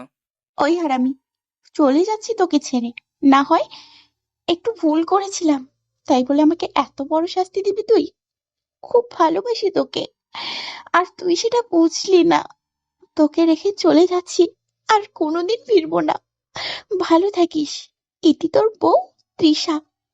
দেখো, এইসব ফাজলামি আমার একদম ভালো লাগে না। ওটা বলছি। তিশা কিছু বলছে না। আমি উঠতে বলেছি তো নাকি? তিশার কোনো সাড়াশব্দই নেই। মামুন প্রথমে ভেবেছিল তিশা মজা করছে, কারণ যেমন ভাবে চিঠি লিখেছে। কিন্তু তিশার কোনো সাড়া শব্দ না পেয়ে মামুনের চিন্তা হতে লাগলো। সত্যি সত্যি কি তিশার ফিরবে না? মামুন ওর আব্বু আম্মু ভাইয়া ভাবি সবাইকে ডাকলো। তারা এসে ব্যাপারটা বুঝলো। তিশার এমন অবস্থা দেখে মামুন নিজেরও জানতে কান্না করে দিয়েছেন। তিশাকে হাসপাতালে নিয়ে যাওয়া হলো। মামুন বাইরে বসে কান্না করে যাচ্ছে, আর পাগলের মতো করছে। এতদিন তিশাকে যেমন করতো। মামুন যে তিশাকে ভালোবাসে না সেটা না, আসলে রাগ আর অভিমান পুষে রেখেছিল।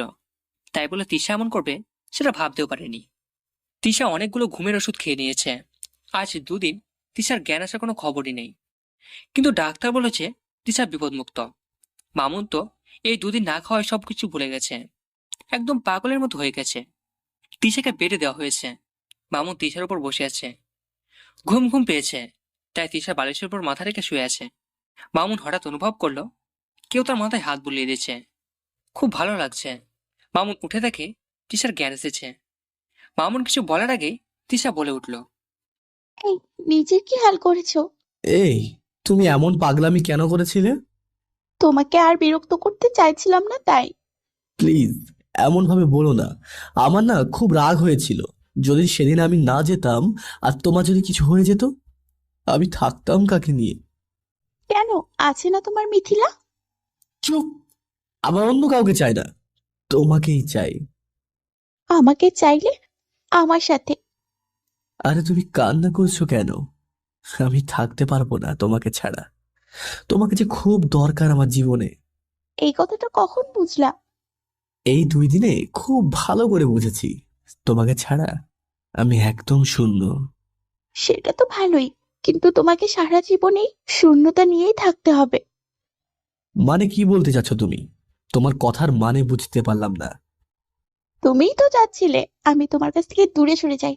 মরতে যেহেতু পারলাম না, সেহেতু আমাকে দূরেই সরিয়ে রাখতে হবে। আমি থাকতে দিলে তো থাকবে।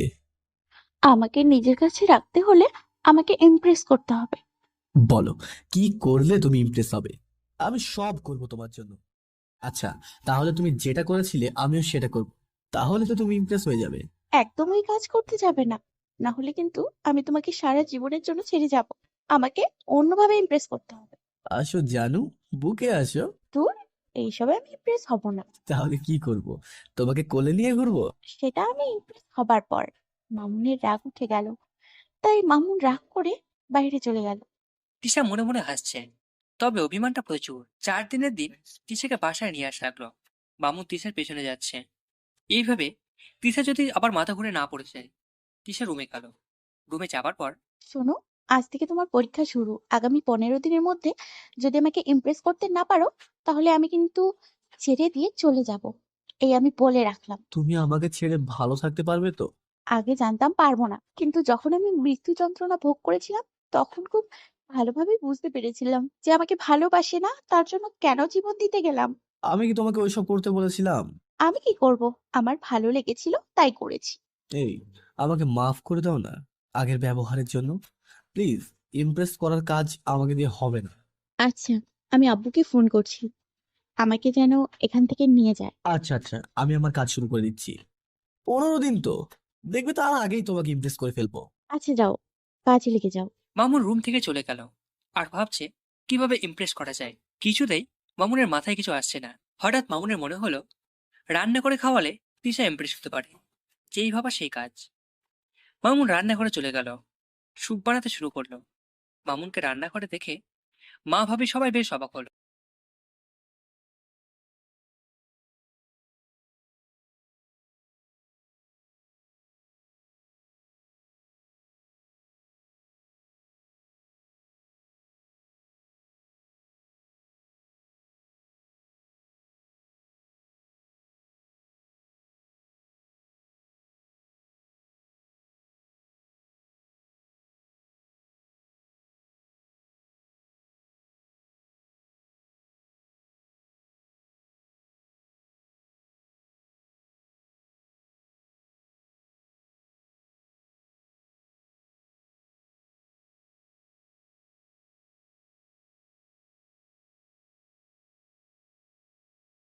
আইসক্রিম খাবো। এই, তোমার মাথা ঠিক আছে তো? এই শীতের রাতে তুমি বলছো আইসক্রিম খাবে? হুম, খাবো। তুমি আনবে কিনা সেটা বলো, না হলে দিলাম আব্বুকে ফোন। আর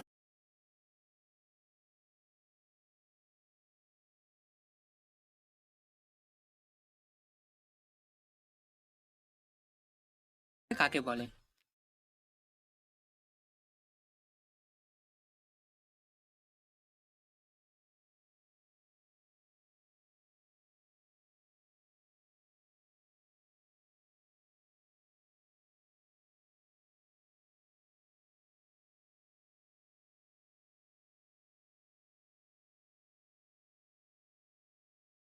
তুমি খেয়ে নাও। এই, আমি এখন আইসক্রিম খাবো? মাথা খারাপ নাকি? তাহলে ফ্রিজে রেখে দাও। মামুনের অবস্থা এই 3 দিনে অনেক খারাপ হয়ে গেছে। কিন্তু তিশার কোনো নড়াচড়া হচ্ছে না। রাতে অফিস করে মামুন বাসায় ফির মামুনের অবস্থা এই 3 দিনে অনেক খারাপ হয়ে গেছে। কিন্তু তিশার কোনো নড়াচড়া হচ্ছে না। রাতে অফিস করে মামুন বাসায় ফিরল। কই তিশা একটু হাত থেকে ব্যাগ নিয়ে নিবে, জামা এনে দিবে, তা না, পায়ের উপর পা দিয়ে বসে আছে। আমি ফ্রেশ হয়ে খেতে লাগলাম। আচ্ছা তিশা, আর কত? এইবার তো থামো। থামাতে যদি বলো, তাহলে আমি আমার বাসায় চলে যাচ্ছি। দেখো তিশা, সবসময় আমার এই কথা ভালো লাগে না, তবে আমি আর নিতে পারছি না। বোঝো এইবার কেমন লাগে। আমাকে তো আর কম কষ্ট দাওনি। কি হলো? অমন করে কি ভাবছো? আচ্ছা, আর তো 12 দিন আছে, দেখো না কি হয়। আমি এর বেশি আর কিছুই করতে পারবো না। তাহলে আমাকে আমার বাসায় যেতেই হবে। হুম, তাই যাও। কথায় কথায় খালি বাসায় চলে যাব। যাবো, ইমপ্রেস করতে হবে। পারবো না আমি তোমাকে ইমপ্রেস করতে। তিশা মামুনের এমন ব্যবহার আশা করেনি। তিশারও খুব রাগ হলো। সেদিন তিশা বাসায় ফোন করে গাড়িটিকে পাঠালো। সেদিন রাতেই তিশা বাসায় চলে গেল। মামুনও আর আটকায়নি। 7 দিন হয়ে গেছে, কেউ কারোর সাথে কোনো কথা বলছে না। মামুন আর থাকতে পারছে না, তাই ভাবলো আজকে গিয়ে তিশাকে বাসায় নিয়ে আসবে। তিশার বাসায় চলে গেল। তিশা রুমেই শুয়েছিল। আসতে পারি? কে? ও, তুমি? মামুন লক্ষ্য করলো তিশার মুখে কেমন যেন শুকনো হয়ে গেছে। মামুন তিশার দিকে হাঁ করে তাকিয়েছিল। তা হঠাৎ করে এলে যে? তোমাকে নিতে আসলাম। কিন্তু আমি আর ওই বাসায় যাব না। প্লিজ চলো। আগে আমাকে ইমপ্রেস করো, তারপর তোমার বাসায় যাব। উফ, কিভাবে করব? কেন, তুমি জানো না একটা মেয়ে কি কি ভালোবাসে? সেটা তো জানি না, তবে জেনে নিব। তোমাকে নিতে এসেছিলাম, কিন্তু তুমি যখন যাবে না, তাই বসে থাকবো না। আর এসেছো, খেয়ে যাও। না, হাতে বেশি সময় নেই। মামুন তিশাদের বাসা থেকে বের হয়ে অনিকাকে ফোন দিল। অনিকা দারুণ একটা দিল। মামুন অনিকাকে নিয়ে শপিং মলে গেল। তখন অনিকা বলছে, মেয়েরা সব থেকে বেশি ভালোবাসে শাড়ি। 2টা শাড়ি কিনলো, একটা তিশার জন্য আর একটা অনিকাকে গিফট করলো। মল থেকে বের হয়ে মামুন অনিকাকে বলল, এটাই কাজ হবে তো? হবে স্যার, 100% হবে। মামুন অনিকাকে ধন্যবাদ দিয়ে আবার তিশাদের বাসায় চলে গেল। শাড়ি পেয়ে তিশা তো সেই খুশি হলো। তিশা এবার খুব ভালো করে কথা বলল, মামুনকে খাওয়ালো। তারপর রাতে তিশাদের বাসায় রেখে দিল। রাতে মামুন প্রকৃতির কাজ সারতে গেল। তখন মামুনের ফোনে একটা এসএমএস আসলো। তিশা কি যেন মনে করে ওপেন করলো। স্যার, আসলে তখন আপনাকে ধন্যবাদ দিতে ভুলে গিয়েছিলাম। শাড়ির জন্য আপনাকে ধন্যবাদ। ও, তার মানে তলে তলে এত কিছু।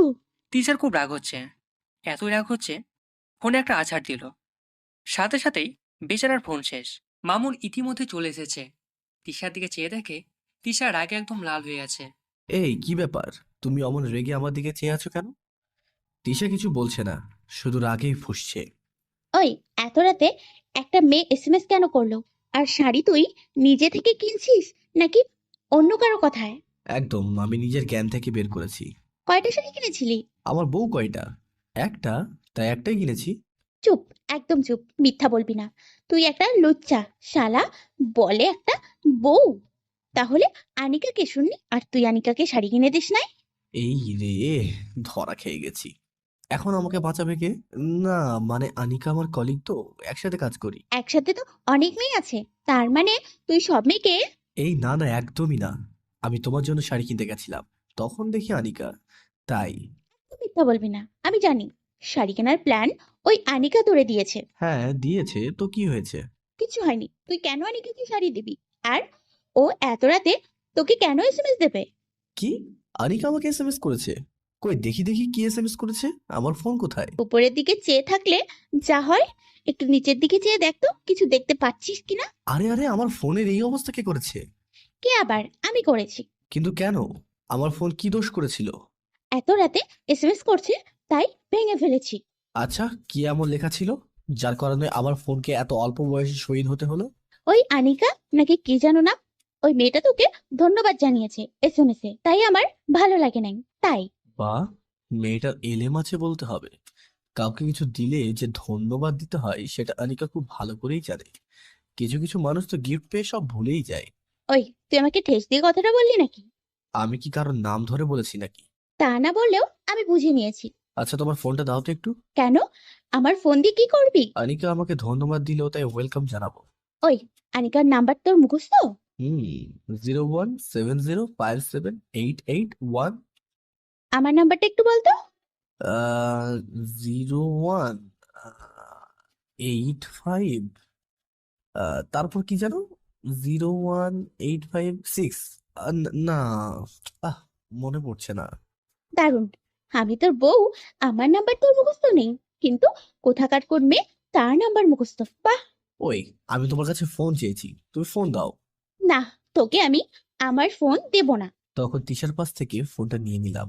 ওই, ভালো হবে না বলে দিচ্ছি, আমার ফোন আমাকে দিয়ে দে। মামুন তিশার কথায় কান্না দিয়ে নাম্বারটা ডায়াল করে ফোন দিল।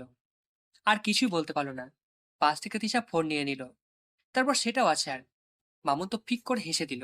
ওই, একদম হাসবি না বল দিলাম।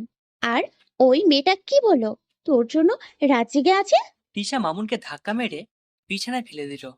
তারপর তিশা মামুনের উপর চড়ে বসলো। এইবার বল, তোর জন্য ওই মেয়েটা রাত জেগে আছে? হ্যাঁ আছে তো, বলতে দেরি, কি ঘুষি খেতে দেরি নাই। আরে আমার লাগছে তো। লাগার জন্যই তো দিচ্ছি। বল, আরো কোন কোন দিন কোন কোন মেয়েকে কি কিনে দিয়েছিস? হ্যাঁ দিব। কি বললি তুই?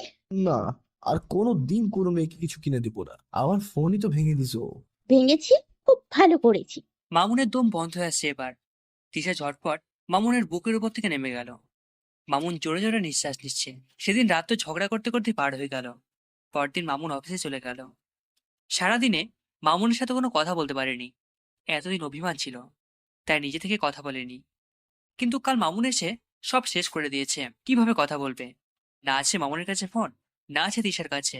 অফিসের ল্যান্ডলাইনে ফোন দেবে, কিন্তু যদি কাজে ব্যস্ত থাকে। তিশা আর কিছু ভাবতে পারছে না। মার্কেটে চলে গেল তিশার জন্য আর মামুনদের জন্য ফোন কিনলো।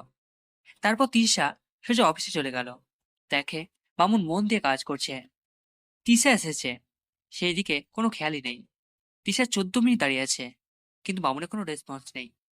তিশা আর না পেরে একটা চেয়ার টেনে অনেক রাগ নিয়ে বসে পড়ল। মামুন তখন ল্যাপটপ থেকে চোখ সরিয়ে নিল।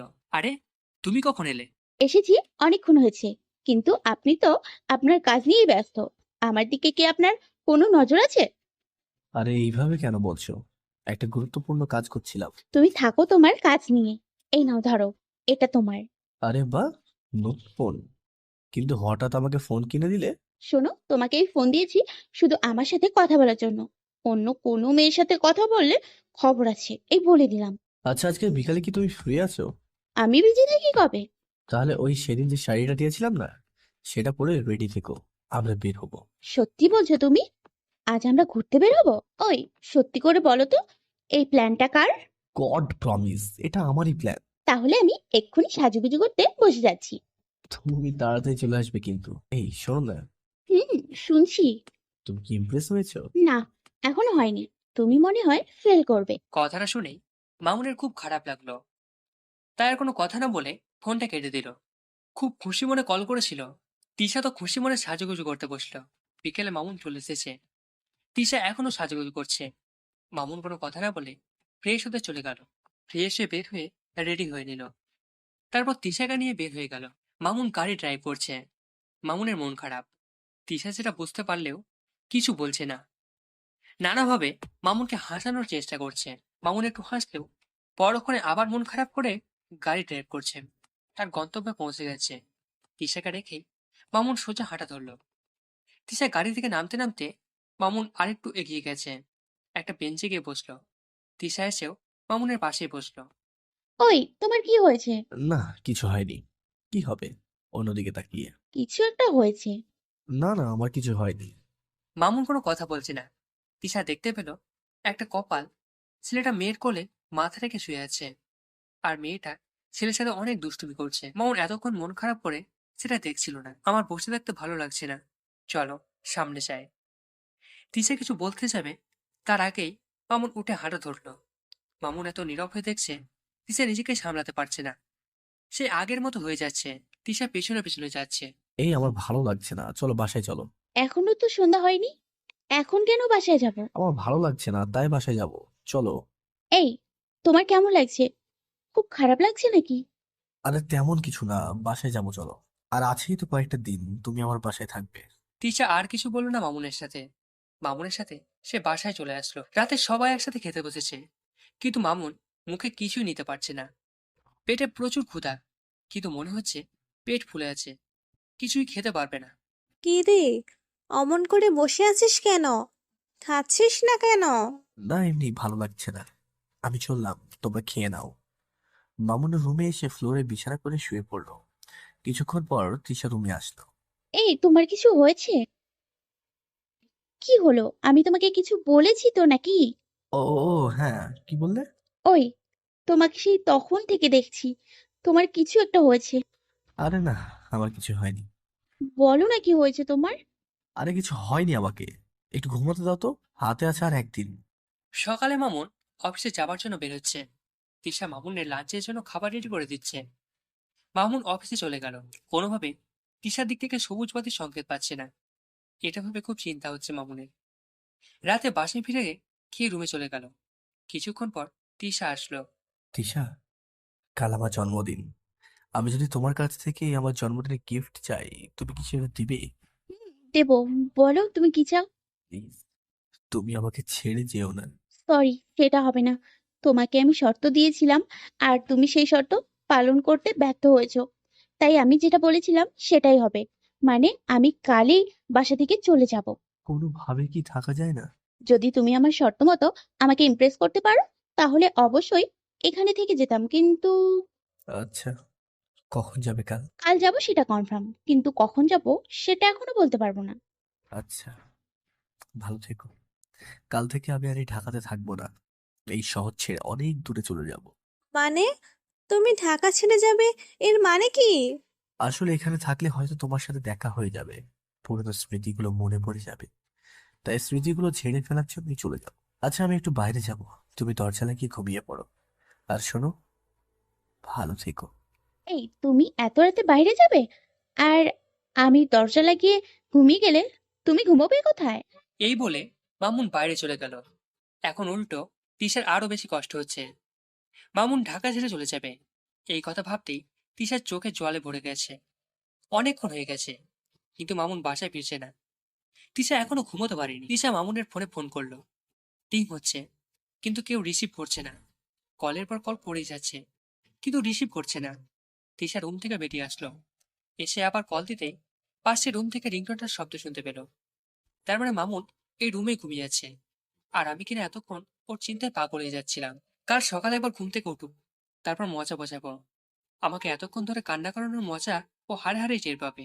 তিশা কটমট করতে করতে নিচের রুমে চলে গেল। পরদিন সকালে ঘুম থেকে উঠে মামুনকে উইশ করার জন্য মামুনের রুমে চলে গেল, কিন্তু রুমে কেউ ছিল না। তার মানে মামুন অফিসে চলে গেছে। তিশা সবার সাথে প্ল্যান করছে সারা বাসা খুব সুন্দরভাবে সাজানো। রাত 8টা বেজে গেছে, কিন্তু মামুন এখনো বাসায় ফিরছে না। তখন থেকে কল করে যাচ্ছে, কিন্তু বারবার ফোন অফ পাচ্ছে। সবাইকে চিন্তা করছে সেটা জানি না। তিশা শুধু এটাই চিন্তা হচ্ছে, মামুন সত্যি সত্যি থেকে ছেড়ে দিয়ে চলে গেল না তো?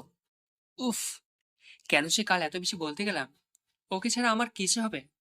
আমিও থাকতে পারবো না। রাত 11টা বেজে গেছে, কিন্তু মামুন এখনো বাসায় ফিরছে না। তিশা হাউমাউ করে কেঁদে উঠল। কি রে মা, তুই কাঁদছিস কেন? আম্মু, তোমার ছেলে আমাকে ছেড়ে দিয়ে চলে গেছে। মানে কি বলছিস এসব? হ্যাঁ আম্মু, তোমার ছেলে কাল আমাকে বলেছিল ও অনেক দূরে চলে যাবে। আম্মু আমাকে নিয়ে গেল না কেন? আমি থাকবো কিভাবে হারামিটাকে ছাড়া? চিন্তা করিস না মা, মামুন ফিরবে, খুব তাড়াতাড়ি ফিরবে। 11:30টায় বাসায় কলিং বাজলো, কিন্তু কেউ দরজা খুলছে না। দরজা খোলার শব্দ পাওয়া গেল, তার মানে এটা মামুনের ডুপ্লিকেট চাবিতে দরজা খুলেছে। মামুন বাসার ভিতর ঢুকে কিছুটা অবাক হয়ে গেল। সারা বাসা অন্ধকার। আম্মু আব্বু ভাইয়া ভাবি বলে ডাকতে শুরু করলো। তিশা অবাক হচ্ছে, কারণ তিশাকে একবারও ডাকেনি। যাক বাবা, এর আগে কোনোদিন কেক না কেটে গিফট না দিয়ে কেউ ঘুমোতে চায়নি, আর আজ কেউ না জেগেই খুব মন খারাপ করে সিঁড়ি দিয়ে উঠছে। তখন সব লাইটগুলো একত্রে জ্বলে উঠলো, সাথে happy birthday to you. Mamun অবাক হচ্ছে, আর তার চেয়ে বেশি অবাক হচ্ছে তিশাকে দেখে। তিশার চোখ ফুলে ঢোল হয়ে আছে। ওই, তুই এত রাত অব্দি কোথায় ছিলি? তুমি এখন এই বাসায়? সেটা পরে বলবো, আগে বল তুই এতক্ষণ অব্দি কোথায় ছিলি? আরে তোরে থাম, আগে চল কেক কাটবি। আগে আমার গিফটগুলো দাও, সবাই গিফট দিচ্ছে। থামু, তোমার বৌমা আমাকে কিছু দিল না। ওটা স্পেশাল, রুমে গিয়ে দেবো। ওই, তুই এত রাত অব্দি কই ছিলি? সত্যি সত্যি বল। আগে আমি এটা জানতে চাই, তুমি এখনো এই বাসায় কেন? তুই তো বললি তোর বার্থডে গিফট এটা চাস যেন আমি তোর বাসায় থাকি, তাই বলে শর্ত আছে? আবার শর্ত? শর্ত, আমাকে পিচ্চি মামুন দিতে হবে। হি, তুমি সত্যি বলছো? যদি দিতে পারি তাহলে আমি তোর সাথে থাকবো। না, আমার ছোট তিশা চাই। পিচ্চি মামুন দিবি? না, পিচ্চি তিশা। আচ্ছা, ঝগড়া করতে দিন আমাদেরকে, ডিস্টার্ব করে না তো।